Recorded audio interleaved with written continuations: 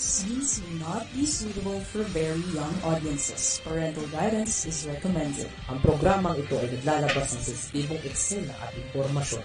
Striktong patnubay at gabay ng magulang ang kailangan.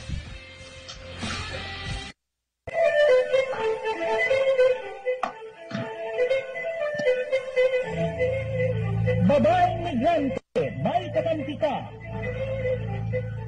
Programang nagtatagulo, kikilala at magbibigay halaga sa mga babae, ina, asawa, kapatid at anak na nakipagsapalaran sa ibayong dagat sa adhikaing mapabuti ang kalagayan ng kanilang mga mahal sa buhay. Babaeng migrante, may kakampi ka. Programang hatid ay makabuluhang pagsasabula, talakayan at impormasyon. Handog sa inyo ng kapisanan ng mga kamag-anak ng migranteng manggagawang Pilipino. Babaeng migrante, may kakampi ka.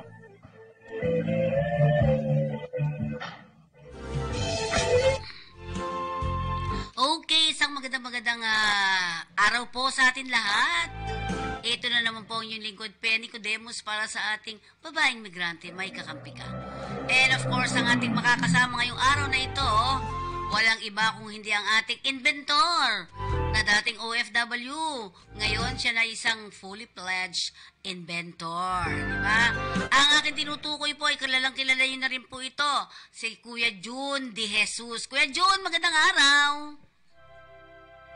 Yes, magandang araw din po sa mga nanonood dito po sa inyong istasyon at magandang araw po sa inyo lahat. Abay, napakaganda ng boses pala di Kuya Jun. Pwede rin palang kumanta ano, Kuya Jun? Di ba? Kuya Jun, kilala ka na rin dito sa ating programa bilang isang inventor. Hindi nila alam na ikaw pala ay dating OFW, di ba? Thank you po. So, dati, nung ikaw ay, anong taon ka ba nung ikaw ay umalis patungo ng ibang bansa? Yes, po. Ilang taon din po tayo sa Middle East at ang ating pong trabaho po doon ay may kinalaman po sa mga technical, electrical at electronics. Kaya po nakalikha tayo ng mga bagay na nagagamit po natin ngayon. Okay. Yes, so, sir, ilang taon ka sa Saudi Arabia? Yes, po, sa KSA, Saudi Arabia. Almost kulang 5 years din po ako doon. At marami din po akong natutunan at nadala ko rin po doon yung konti po nating nalalaman sa paggawa po ng mga bagay na nagamit din po ng bansa po ng KSA. At nakatulong din po tayo sa kanila. Bakit bumalik ka dito? Mas maganda doon, di ba? Yes, siyempre naman po, hindi naman po habang panahon siguro na tayo ay nasa abroad at tinry naman po natin yung ating pong natutunan doon ay ginamit natin dito sa Pilipinas. At ito nga po, at dala-dala na natin yung mga bagay na ginawa natin doon. Meron po kasi tayong nalikha ng isang electronics doon sa abroad. Hanggang yun po kasi ang mga libangan ko po doon. At talagang yun po ay nagamit to dito sa Pilipinas sa mga bagay po about po sa electronics, electrical at kaya po tayo naging inventor na rin dahil nga po sa mga mahilig po tayong sumaliksik ng mga bagay na kung ano yun nandiyan sa ating paligid at magawa po natin ng mga paraan. Mahilig ang mga likod. Yes, opo. Yun po yung ating tsaka parang like kang, bakit ganun? Bakit ganito, di ba? Yung mga yes, ganun totoo siguro. po yun. So, po yun. Sir June, o Kuya June ang tawag namin sa kanya dun sa, dun kay Kuya Ace. Kuya June, bakit mo naisip na bumalik na lang sa Pilipinas kesa dun mo ibigay lahat sa Saudi Arabia? Sa totoo lang po, yung pong aking bansang napuntahan ay maganda naman po. Kaya nga lang ay talagang yung panahon po na yon ay talagang advantage po ngayon. Nung araw po kasi talagang wala pong internet, wala pong cellphone. Meron naman pong cellphone, talagang malaki po yung binabayad namin per real, para makatawag lang. Kaya nga po maswerte yung mga nag-abroad po ngayon at on the spot, nakikita po nila yung kanilang mga pamilya. Kaya nga po tayo ay nagtiyaga na yung ating natutunan doon ay dinala po natin dito kasi po talagang napakahirap noon sa abroad at napakaswerte po ng nasa abroad po ngayon. Napakalaki po ng diferensya. Ngayon, sa tanong po naman po ninyo na bakit po ako ay hindi na bumalik, siyempre po, hindi mo naman po habang panahon na tayo ay nasa abroad, kaya nga po, yun po yung masasabi natin sa ating pong mga ika nga po yung OFW na gumawa tayo ng mga bagay na paraan pag tayo nasa abroad na mag-ipon po tayo at mag-isip po tayo ng mga negosyo na pwede po nating gamitin dito sa Pilipinas, nakasama po yung ating mga pamilya at dito po natin enjoy yung ating pong pagtanda, no? Yung ating siyempre lang po nagkakaedad ay yun na nga po yung naging dahilan kung bakit po nanatili na lang ako dito sa bansang Pilipinas at ginawa ko po yung mga bagay na pwede kong magawa para naman po medyo kumita naman ng kahit papano na mga panggastos natin sa pang-araw-araw sa tulong na rin ng ating nagawang mga innovation o invention. Yan po. Yun. So, ibig sabihin, sayang naman yung yung yung mga magagawa mo sa Pilipinas, no? Kaysa ibang Totoo po yan. makinabang, di ba? Tama, yun Totoo ang po sinasabi yan. natin. Okay, so, napaproud naman kami dito na ikaw yung OFW ngayon, inventor na, di ba? Sa mga pag-iinvento mo, pagiging inventor mo, ano yung isang pinaka-gustong-gusto mo talaga na invention mo? Siguro po yung mga may bagay po na conversion ng electrical electronics like po yung marami po kasi no yung una po natin ginawa yung paborito ko po talaga yung una po na hindi po masyadong uso yung mga internet dito pong mobile phone operated na napapahinto ko yung sasakyan na i-start ko ang sasakyan nagamit lang po yung mga personal phone yun po talaga yung mga paborito ko kaya nga lang po ngayon dahil naiiba naman po talaga yung ating technology, nahihilig naman po tayo sa iba. Sa ngayon po, nakatutok tayo dun sa kung ano yung nagiging problema ng ating bansa, like po yung pagtaas ng presyo ng gasolina. Meron po tayong mga bagay na ginawa po dyan para po para naman po makatipid. Paano tayo makakatipid? Yun. Ang bawat isa na meron sasakyan, kung paano makakatipid sa paggamit ng gasolina. Siyempre, meron tayong mga sasakyan, talagang araw-araw nagagasolina tayo, diesel o gasolina. Meron po tayong ginawang bagay na pwede po tayong makatipid sa gasolina. At ito nga po yung baka gamitin na po ng bansang Pilipinas pag po tayo ay medyo sinuswerte na. At isa rin po rito yung pong about sa solar power na yung tipid naman po sa kuryente. Lahat po yan pinag-combine po natin. Mahilig po kasi tayong gumawa ng mga bagay kung ano yung nakikita nating problema sa ating kapaligiran. Yun po yung ating tinutuklas. Ano po yung mga bagay po na yan. Kaya nga lang po, sa mga ating pagtutuklas, siyempre, dyan din po ako talaga nagkaroon ng mga problema, no? Yung, siyempre, hindi naman po lahat ay suportado ng ating gobyerno. Like po, nung nagkaroon po tayo ng paglindol sa Taal, Batangas, gumawa ko ng mga device na gumagana naman po ngayon. Kaya nga lang po talagang ginaksusan ko, hindi lang po talaga nasuportahan nating gobyerno. Noong nagkaroon po ng COVID, gumawa po tayo ng mga bagay na alam natin makakatulong sa pagpuksari ng yung pang prevention sa COVID. Kaya lang napakahirap talaga para kang sumusot sa butas ng karayom para ka-aprobahan ng ating gobyerno. Nasayang po yung mga yan, gastos at yung ating mga oras. Kaya nga po ngayon, iniisip ko, hindi pala basta-basta ang mag-i-invention ka ng talagang alam mo makakatulong sa yung kapaligiran. Kasi tignan mo rin yung kung yan ba isusuportahan ng gobyerno o hindi. Kaya kung minsan niisip ko, wag na lang kasi hindi po lahat sinusuportahan. Kaya ano po, hilig po talaga natin yung mga ganung bagay. Kaya andito po tayo, nagbabakasakali na lang na mapansin nila yung ating mga ginagawang invention o innovation. Ako naman po ay naniniwala sa inyo, kaya gusto ko sanang ipakita dito yung mga ginagawa na yan. Ano po? Siguro sa mga susunod ay need videos para ipapakita natin. Ano po? Diba? Yes po. Mga videos na ipapakita natin isa-isa rito para makita ng ating mga kapwa Pilipino at syempre yung yung gobyerno natin, di ba? Dapat ay makita nila, mapansin nila at dapat masuportahan nila. May tanong dito, yung mga inventor daw ay mahirap. Yes, totoo po 'yan. Kasi po kami po kasing mga inventor ay kami po ay parang anong tawag po dito, parang yun na po yung buhay po namin eh. Kahit alam po namin na hindi po kami aasenso sa bagay po na yan, gusto po namin gawin yung mga bagay na yun kahit alam po namin na suntok ito sa buwan, na ito'y suporta ng ating gobyerno o kung sino pa man, talagang yun po talagang ginagawa namin at nagtatagumpay naman po kami sa aming ginagawa. Kaya nga lang po talaga, yung pong support talaga ng ating gobyerno, napakahirap at napakabigat. Pakahirap Ano? talaga. Yan Oo. po yun talaga. Kaya totoo po yun. Bibihira po sa mga inventor ang talagang umasenso. Ano?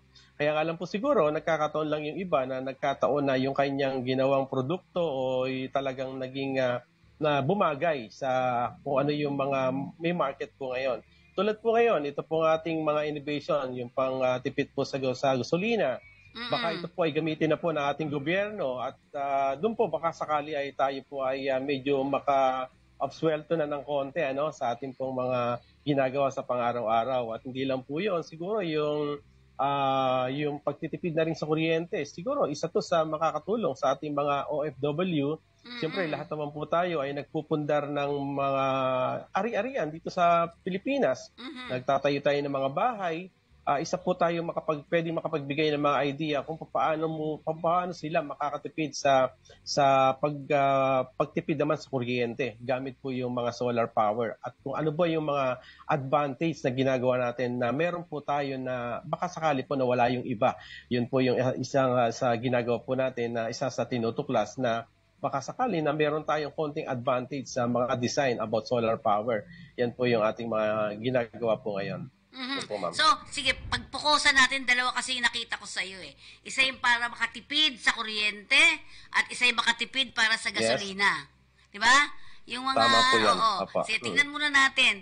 Itong inimbento mo para sa pagtitipid sa gasolina, paano ba to? Ikinakabit lang sa Apa. sasakyan? Paano nga po ba? Totoo po yan. Ito po, nung bago ko po kasi ito na-invento, ay mayroon po akong isang bagay na nagawa, isang electronic device po ito na talagang panahon po kasi ng brownout noon, na-i-convert ko po to sa kung paano natin makukonvert na yung carbon monoxide sa hangin, ay magawa po nating fuel o maging gas. Di ba po ang ating pong atmosphere, ayan po ay kapag tinamaan ng araw, yan po yung ating mga carbon monoxide, yan po ay nakukonvert sa gas. At kung mayroong mga kidlat, yan po talaga nature. Pagka kumidlat, kita po ninyo, nagiging parang maliwalas yung ating kapaligiran, di ba po? Para bang nawawala yung, parang nagiging presko. Bumabagsak, di ba? Bumabagsak. Nalilinis po kasi yung ating atmosphere, nakukonvert po natin sa gas yung ating mga carbon monoxide, yung gawa po ng mga maitim na usok na yan, na tumataas po sa ating kalawakan, nako-convert po yan sa gas. Yun po yung isa sa naisip ko. Paano ko kaya ito magagawa? Meron po ko isang bagay na ginawa na pag ito ho ay nilagay doon sa ating sasakyan at kinuryente po natin yung hangin. Ang kuryente po kasi nito para itong kidlat. Ginaya po natin yung para bang kidlat sa kalikasan. Kapag kinuryente po natin yung kidlat, yung kinuryente po natin yung hangin, sa loob ng sasakyan, yun po mga carbon monoxide na galing sa mga kapwa tambucho, yung mga usok po na yan, ay nagiging gases. Yan po ay nagiging O3. Simula po sa O2, O1, yan po ay nagiging O3. Yan po ay nagiging gas. Kaya po sa tagal ko po na ginagawa po ito, at ito marami po talaga akong mga testimonial o patunay, na talagang malaki ang advantage dito sa makina. Marami po kung mga testimonial dito na talagang tumipid sila sa gasolina at hindi lang po yun, lumakas po yun talaga yung hatak ng makina. Dahil nga po sa panahon po natin ngayon, dahil meron po tayong problema, ito po yung issue, yung tinatawag po nating modernization, dahil talaga pong papalitan na yung mga jeepney na talagang Euro 2, na talaga yan po yung mapipace out na. Kaya siguro po ito yung isa sa pagkakataon po natin na makatulong sa kanila na hindi po basta-basta ma-phase out ng mga Euro 2 na mga sasakyan. Dahil kung magpapalit po tayo agad-agad ng bagong sasakyan, ay talaga pong malaki pong gastos ito sa ating pong mga, hindi lang po yun, matagal at talagang malaking gastos ito sa ating mga kababayan. At sa tingin ko po ngayon, napapanahon na gamitin itong Himax Turbo Power Simulator upang makamit po natin yung Euro 4. Kasi po yung karamihan ng ating sasakyan, yung mga year 2000, yan po yung mga Euro 2, na talagang ipe-phase out na po yan. Lalo po yung mga pampasaherong jeep. At hindi lang po yung mga private, marami rin pong Euro 2, Euro 3, yan po ay mape-phase out na. Meron po tayong deadline sa April. Lahat po na hindi po makakapasa.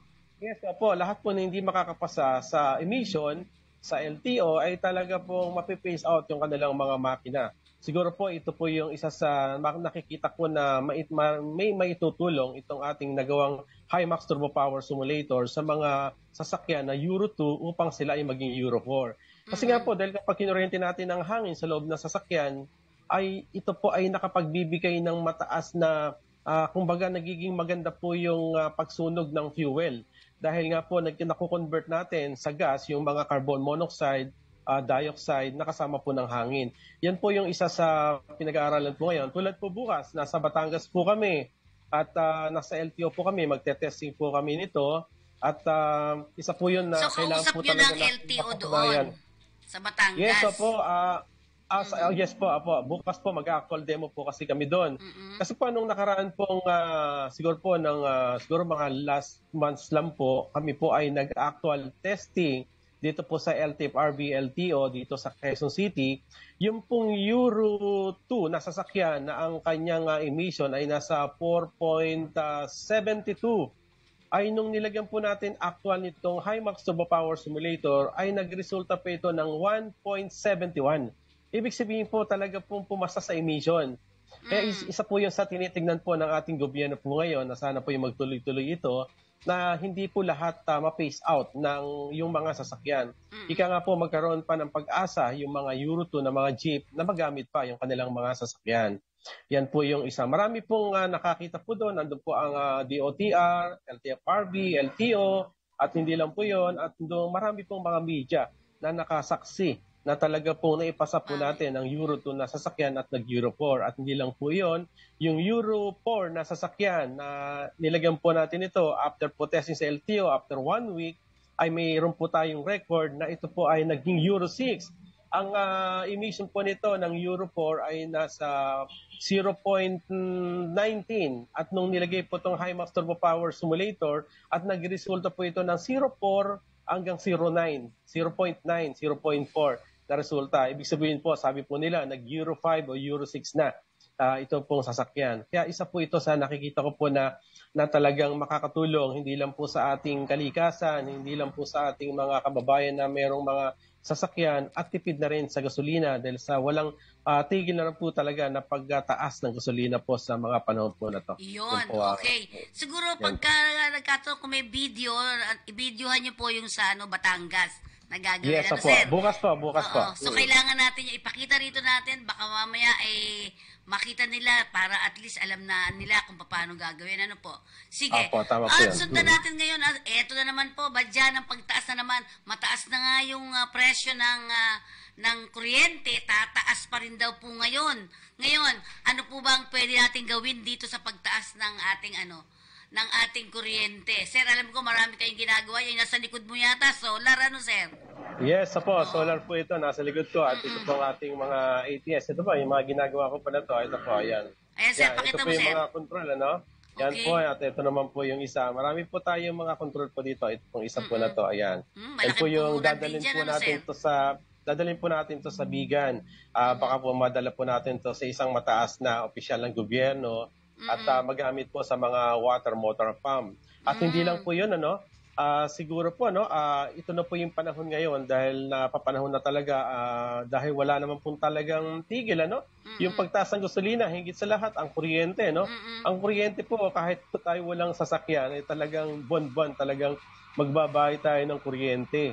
Talagang ngayon pong taon na to ay meron po talaga tayong El Nino, Talagang sigurado po ang tataas ang kuryente, magkukulang po tayo sa supply ng kuryente. Sana hindi magkaroon ng mga brownout, Pero magkaroon naman ng mga brownout, kailan po handa po tayo diyan. Ang aking pong may papayo po sa lahat ay gumamit po ng solar power. Pero ang solar power po ay marami pong iba't ibang bagay po 'yan. Meron po tayong tinatawag na on-grid, yung without battery, at yung off-grid na mayroong battery. At meron na pong hybrid na mayroong combination na may battery at yung walang battery. Pero ano ba yung advantage na ginawa ko po ngayon? Ito nga lang po, at ako po ay nagpapatulong sa DOST na ito po ay research. Dahil meron po ako na isang bagay na parang nakalimutan sa technology at pakasakali po ako po yung unang nakatuklas.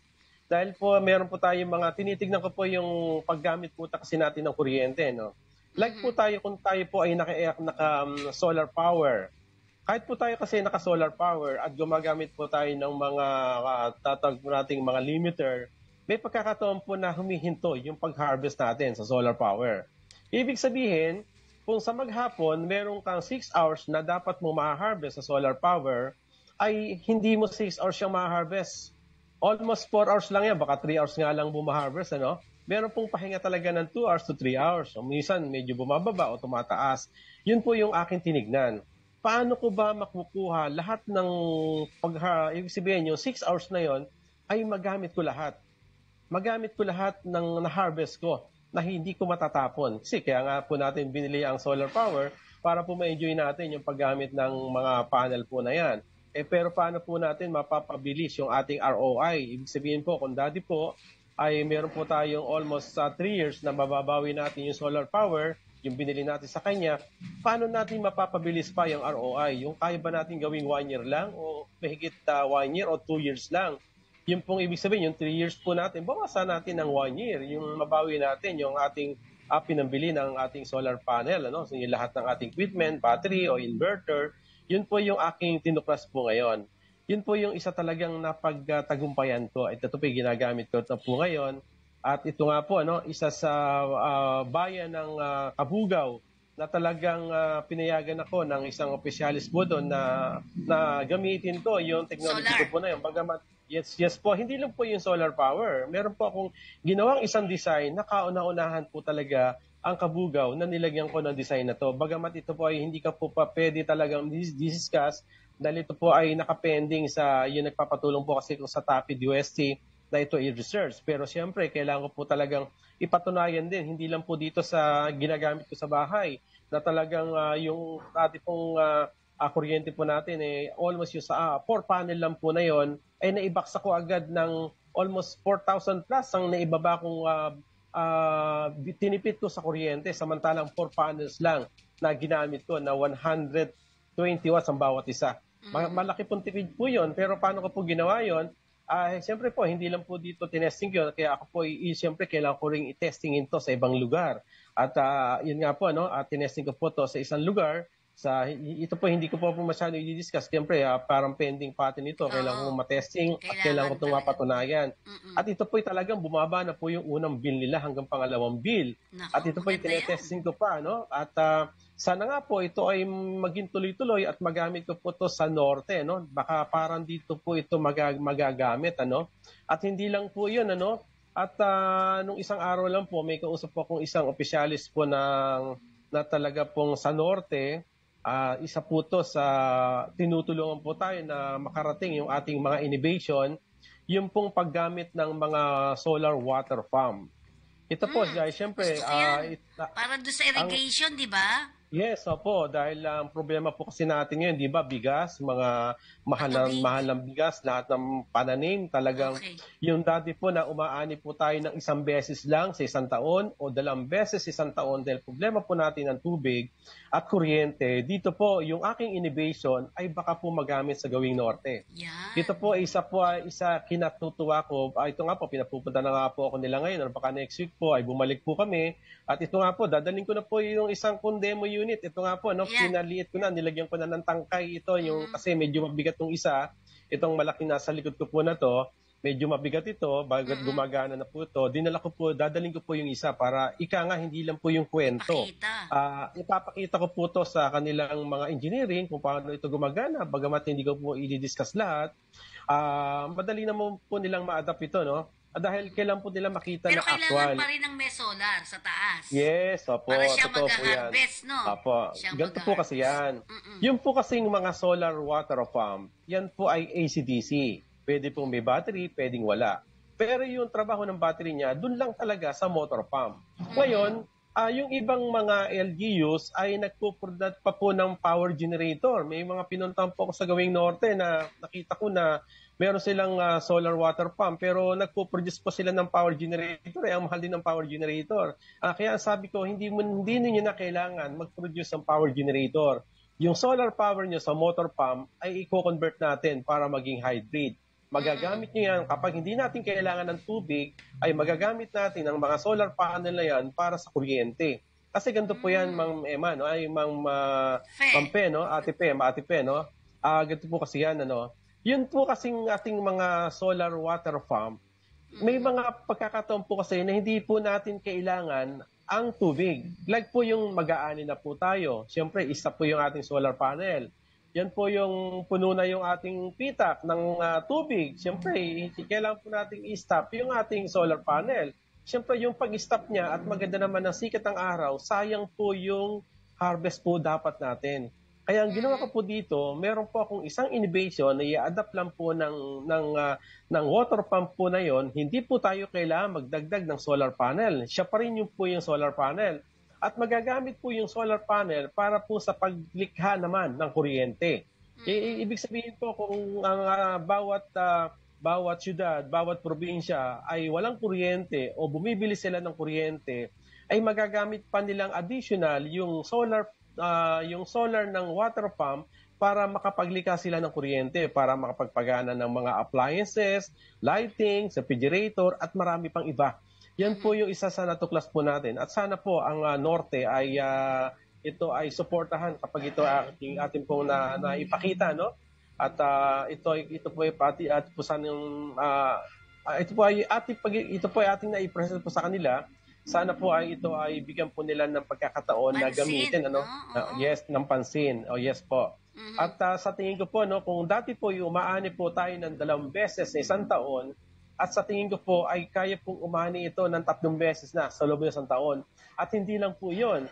At yung ating pong paggamit ng solar panels, magitan po ng tulong nating innovation o invention, ay makakalikha pa po ng kuryente. No? Kasi alam niyo po ang halaga ng kuryente sa gawing norte.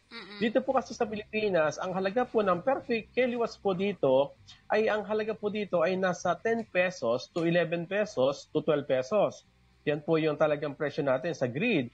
Pero pag gumawi na po tayo ng norte, like po sa Ilocos Sur, Bigan, Ilocos Norte, ang halaga po ng mga kuryente po dyan, maging sa Isabela, ay nasa 17 pesos to 18 pesos per 1 kilowatts. Lalo na po pag umakit po ng Baguio, talagang malaki. Mas mahal. Yes, opo. Kaya po talagang ang paggamit po kasi ng solar power ay napakalaking bagay. Ngayon, meron ka ng solar power, pero kailangan, siyempre, kailangan pa natin, paano natin magagamit ang tawa at paano pa natin ma-enjoy yung paggamit ng solar power. Example ko po, Ate Pe, kung dati po ay tumitipid sila ng 3,000 pesos per month sa kanilang solar power. At kung may i-add po yung ating innovation o invention, yung 3,000 ay sigurado po kaya pong tumipid dito ng another 1,000 pa, magiging 4,000 o mahigit pa yung matitipid nila sa kuryente. Dahil nga po, yung pahinga ng solar power ay gagamitin pa natin. Pero paano natin yung gagawin? Yun nga po, doon na po papasok yung ating innovation na ito pong ating ginawang isang produkto na talaga pong subuko na. At ito po ay, buti na lang po, pinayagan tayo ng isang opisyalis ng Norte na gamitin nila, no, na yung design ko. At ito po yung isa sa ginagamit po nila ngayon at gagamitin pa. At sana po magtuloy-tuloy ito at sila po yung pinaka-kauna-unahan na talagang nilagyan ko. At ito po ako po ay re-request din sa DOST kung sakali pong talagang ito ay mapapatunayan na i-declare na ang Norte ay isa sa kauna-unahan kong nilagyan itong aking design. At ako isa rin sila na talagang tinulungan ako o sinuportahan na gamitin yung innovation na gawang Pilipino tulad po ng mga ginagawa ko po ngayon. Alam mo ako, meron akong solar, meron para lang sa mga ilaw, di ba? May ilaw pa para sa solar. So hindi na kailangan doon ng mga batteries, basta nandun na lang siya sa gano'n, panel, di ba? Pero meron din akong 2 malalaki, tapos meron yung nasa likod mo, parang meron ako niyan, kinakabit-kabitan dito. Yun, hindi ko lang masyado pang kabisado kung paano gagawin. Pero I think maganda nga yan sinasabi mo, no? At siguro panawagan din natin sa ating gobyerno, naku, suportahan natin ang mga inventor, di ba, sir? Yun. So yung gusto natin, sir, bigyan mo kami ng mga videos para ipapakita natin dito, di ba? Yun. At siguro congratulate ako sa iyo, sir, pero alam ko napakahirap ng mga trabaho ninyo. Ano? Napakahirap. Totoo po yan. Oo. Totoo po yan. At siyempre gumagastos ka rin naman dyan, di ba? Totoo po yun. Talagang gumagastos po kami. Pinag-uubusan po namin ng oras. Kaya totoo po yung isa pong nagbigay po ng message. Talaga pong karamihan po sa aming mga imbensyon ay talaga pong mahirap. Totoo po yun. At nagiging mahirap kayo. Yes, po. Kasi habit na po kasi namin to, no? Kahit alam namin na kami nahihirapan o walang masyadong support ng gobyerno o ano pa man, hindi po kami humihinto o tumitigil kasi naging buhay na po namin to, no? Kaya nga po, yun po yung masakit hanggang nakukunan po kami ng idea ng ibang bansa o ng sino pa man, sila po yung nakikinabang. Kaya nga po sa ibang bansa, ang sabi po nila, dapat sinusuportahan yung mga may ganyang mga ideas.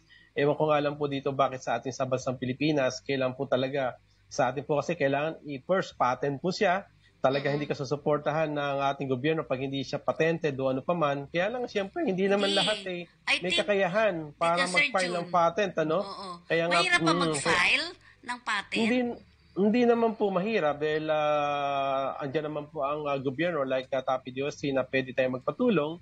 Kaya nga lang po, siyempre, pag po kasi ang ating patent ay utility model lang, hindi po talaga, kung para sa akin po, hindi po siya kasi pag utility model at naipatent mo na, lahat po pwedeng gawin kahit nagawa mo na.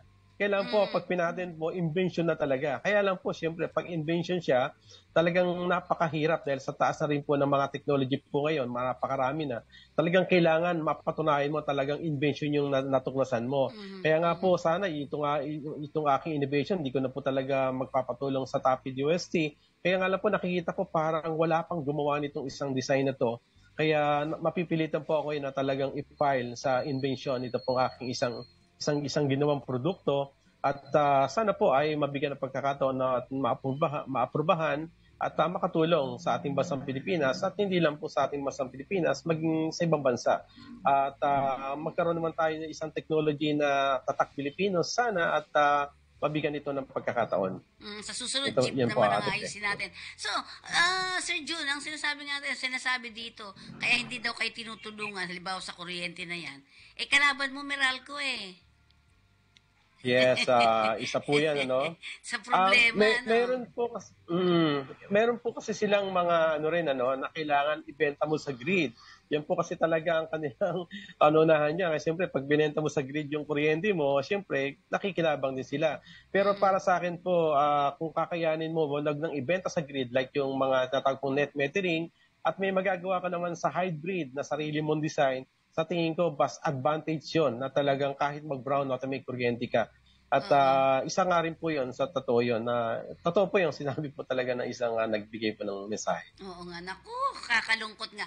Pero ang sinasabi natin, ako, sa tingin ko, na yung bang, kumbaga, kung dati kang 3,000 o 4,000, nangangalahati yun pag meron kang di ba? Solar. Yes. Diba? Yung mga ganong klase. Totoo po yan. And I hope sana nga ay magkatuloy-tuloy ang mga proyekto na yan. At siguro nanawagan tayo sa ating pamahalaan. Tingnan nyo naman yung ating mga Filipino inventors. Ang dami nila pero hanggang ngayon ito pa rin.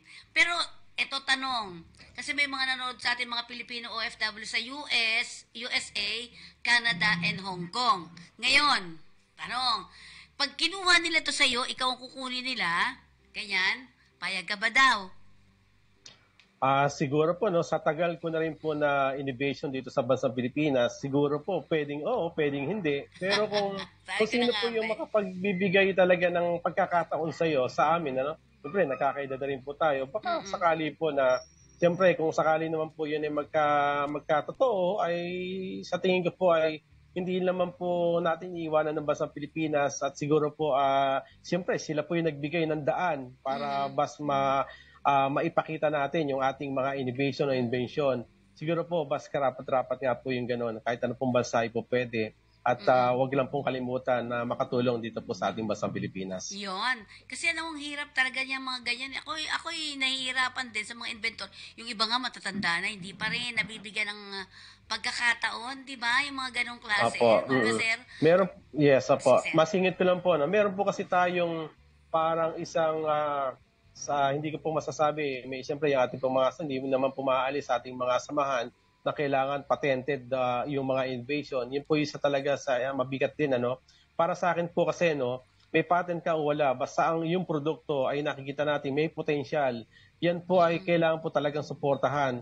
Kung yan man ay gagayahin ng iba, at alam mo naman ikaw ang gumawa, basdegin mo pa yung gumaya sa'yo. Ganun po yan eh. Kaya nakikita ko po ngayon, para umasenso ang isang inventor, huwag po natin tignan so ikaw ay may papel o ikaw ay may patent. Ang pinaka-importante po dyan, ang iyong produkto ay may potential ba na magamit ng bansang Pilipinas o ano pa man at makakatulong at yan ay suportahan. At kung siyan ay makikita natin na yan ay maganda ang magiging kapupuntahan at yan ay magtatagumpay, doon po natin ipaten like utility model o invention. Kasi kapag po natin pinaten, kung yan ay, kasi ating gobyerno, kailangan ipaten mo muna to utility model. Pero ang problema sa ating gobyerno, meron po ako isang kaibigan nga po, singit ko na lang, tinanong ko siya, okay, natulungan ka ng patent for utility model. Dapat kalakip na dyan yung pagsuporta sa iyo sa pag-marketing. Ang problema, hindi pa kasama. Parang i-apply niya pa yon. Eh di ibig sabihin, parang ibinigay mo lang. Hindi ka rin tinulungan. Para bang ibinigay, marami daw nag-interview sa kanya na talagang ang bibigat daw, talagang binigay niya lahat ng talagang goal niya para maibigay niya yung mga idea. Pero hanggang dun lang, natulungan siya sa papel, pero ang problema, hanggang ngayon, naghahanap pa rin siya ng magmamarket ng kanyang produkto. Kaya yun po yung sa nakikita kong mabigat eh. Para bang makukunan lang yung idea mo at yan ay kakalat, pero ikaw ay nandiyan ka, naghihintay ka pa rin na paano mo ibebenta ang produkto mo.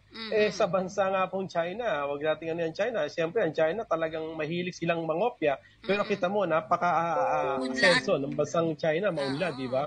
Kaya para sa akin po, kailangan, pag nakaisip ka ng isang produkto, yan ay suportahan, ibenta na, at alam kung iyan na may alam na makakatulong sa bawat isa, ay suportahan na. Kung iyan ay gagayahin, ay wala namang problema. Yung gumaya sa'yo, dahil ikaw naman ang gumawa, eh di daigin mo pa. Diba? Ganun lang yan eh. Dahil ikaw, alam mo naman na daigin yung bawat gumagaya sa'yo, dahil ikaw naman talaga ang innovator. Diba? Ang technology kasi natin po ngayon, wala po talagang katapusan. Pero kung aasa po tayo talaga sa patent o papel na ikaw bago ka tulungan, ay nako, Diyos ko po Maria Jose, ay magugutom ang pamilya mo. Kailangan pag tinulungan ka sa isang bagay, talagang lubos-lubusin na nila. Tulungan ka na rin paano ibebenta ang produkto mo. Pero kung tutulungan ka lang sa papel, pero ikaw ay mauupo ka lang dyan, maghihintay ka na magmamarket sa'yo, na-discuss mo na yung produkto mo, magugulat ka na lang yung produkto mo, meron na pala yung iba, maganda pa sa produkto mo, pero ikaw hindi na i-market ang produkto mo. Yun po ang mahirap para sa amin. Kaya yung sa patent, importante rin no? Diba? Importante, pero dapat po, kalaki po ang pagtulong na rin sa marketing. Dapat po kasama. Sige, tamang-tama po yan. At dito sa ating programa, sa Kakampi Online, Babae Migrante May Kakampi Ka, may kababaihan po ba na nandyan sa ganyan? O puro lalaki ang mga inventor?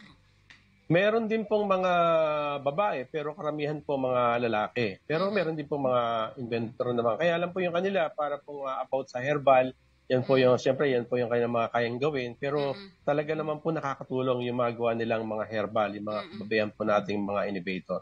Yan po. At marami pa po tayong mga inventor na talagang may mga potential ng kanilang mga produkto. At sa mga susunod mga kakampi, makakakaroon na rin ng programa ang ating mga inventor dito sa ating Kakampi Online. And I hope tulungan natin sila at suportahan, ipagbigay alam sa iba pang mga tao. Ano po, di ba? Yun. Yes, po. Salamat po. Siguro na sa iyo yung pagkakataon, bigyan mo siya ng isang bagyan mo kami ng mensahe at panawagan sa ating pamahalaan para kayo ay matulungan bilang mga inventor. Malaking bagay po yung bigyan yung pagkakataon. Isa po, siguro po tayo po ay nananawagan sa ating gobyerno na suportahan yung mga innovation na may mga potential na alam natin na makakatulong at may market naman po yung mga produkto tulad po ng ginagawa po natin. Hindi lang po yung mga kasamahan po natin na talagang may potential sa mga ginagawa nila mga produkto at wag po sana natin tignan sa ito ay mayroong papel o patent o wala. Sana ito ay tignan at subukan. At baka ito ay isa sa ikangat na tawag nating makakalutas sa ating problema sa ating bansa. At ito ay makarating pa rin sa ibang bansa yung ating mga produkto. Kung ito pa ay matitignan natin, ito may potential, ito ay matutulungan sa marketing at madali na po yun kung ito po ay ating kung gustong i-patent to utility model o invention. Ang technology naman po natin talaga ay walang katapusan. Kaya nga po tayo po ay nananawagan na suportahan yung ating mga ginagawang technology at dito sa bansang Pilipinas, like po yung mga ating mga mayor, governor, at hindi lang po yun, yung mga sa tiga-DOST, nasubukan yung ating mga ginagawang technology. Yun lang po at magandang araw po sa inyo lahat.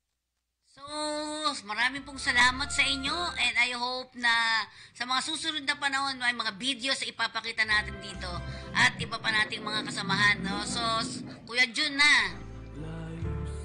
Yes At po, maraming syempre, salamat po. Ingat-ingat ka lang sa pag-travel ngayon dahil alam kong papunta kang Batangas. Yes, bukas po sa LTO po ng Batangas at magte-testing po kami nitong ating isang product na HiMax Turbo Power Simulator at baka ito po yung sagot sa ika nga yung pababain natin yung carbon monoxide sa ating kalikasan at hindi na rin po ma-phase out yung mga Euro 2 na mga jeepney o anumang mga sasakyan. Ika nga dahan-dahan tayo ay para pagpasok na rin ng modernization, dahan-dahan rin po makakapasok yung mga bagong sasakyan pero syempre po hindi naman po yan bigla-bigla at bigyan po natin mga pagkakataon yung iba na mayroon pang mga sasakyan na hindi pa kayang bumili ng bago at sa tingin ko po itong isang aking produkto na HiMax Turbo Power Simulator ang magiging kalutasan upang makapasa sila sa emission. Yan po at maraming salamat. So maraming salamat sa Kuya Jun De Jesus, ang dating Thank you po, ma'am. OFW, Thank you po. ngayon ay inventor. Maraming pong salamat. Thank you po. Maraming salamat po sa Kampi Online. Ayan po ang ating babaeng migrante sa araw pong ito. Antabayanan po ninyo ang iba nating mga programa dito sa ating Kakampi Online. At ito po ang inyong lingkod, Fenny Codemus, para sa ating babaeng migrante, may kakampi ka.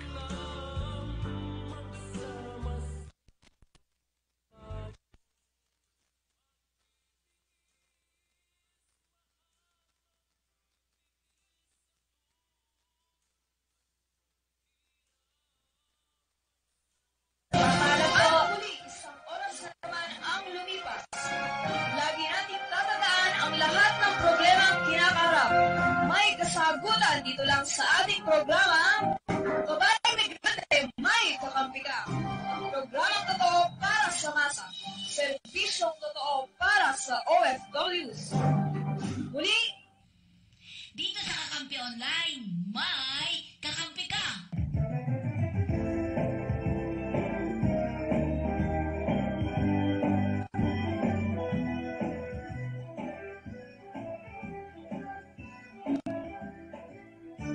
Inyong narinig ang isa na namang serbisyo totoo mula sa babaeng migrante. May kakampi ka. Maraming salamat po.